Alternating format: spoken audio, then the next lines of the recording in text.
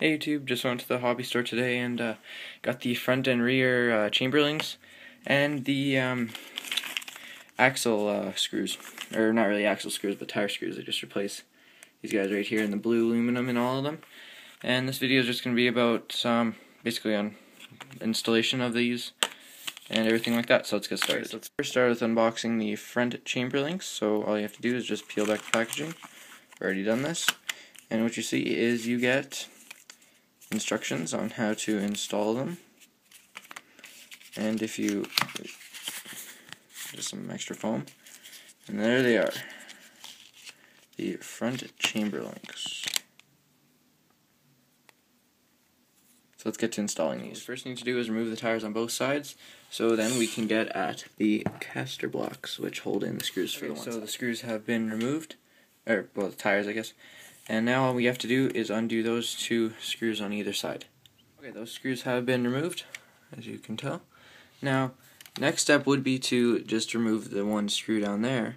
However, the top plate here, which holds the servo, is blocking the way. So what we have to do is we have to take out the servo and unscrew this and move it completely out so we can reach these screws that attach to the front shock tower. 4 screws have been removed. Now what we need to do is we need to undo the nut on either side of here so we can move the servo completely off. Those screws or nuts have been removed, so now we can remove the servo. Now, however, we do need to remove the bottom 3 screws down here so we can remove the entire front part of the truck. As you can tell, the entire front of the truck has been removed. So now we can finally get at those 2 screws. There we go. They have been removed. Now it's time to put the new aluminum ones on. Important thing to note with these is that you will have to adjust the size according to the chart that they give you inside the packaging. For example, the right chamber link, as you can tell, this one's too big, so we have to just adjust the little black pieces on here just to move them closer to the middle. Just a side note. They have been installed, and I think they look a lot better than these. Now it's just time to do the reverse process and put everything back together. Everything's put back on. We can open up these and put them on the new tires. First they look very similar, and at the top they are. However, the main difference is when you turn them around. When you turn around the stock ones, they have a relatively small tread, or I don't know, threading around them, but as you turn around the blue ones, you notice a lot bigger, stronger tread, sort of. So the blue ones will help with the slipping of the tire so that they will not slip anymore, and yeah, just because of the tread on the inside. Front set are on, and I think they look pretty good, and these should help with the I don't know, just making sure that your tires don't fly off or anything like that. So now on to the rear links. The rear links, now these are the exact same size as the stock plastic rear links, so you don't have to change anything like that. All you need to do is just remove them. So first of all, we need to take off both tires. So the tires have been removed. Now we can reach those screws. So those 2 screws have been removed.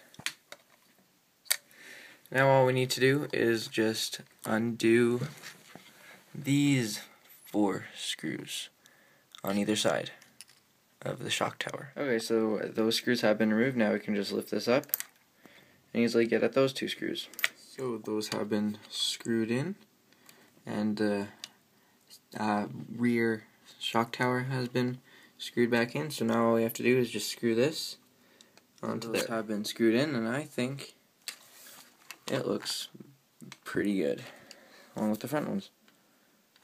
Alright, so now all we need to do is just take the tires, screw them back in with the new wheel nuts. Alright, so all the upgrades I got today are done and are installed. I think it looks pretty good.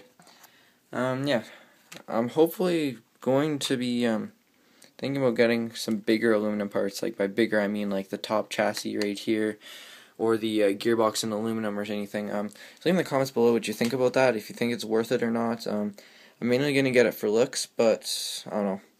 I've heard that if you have aluminum up here, it'll help with the snow problem, driving in the snow, because it has more place for water to escape.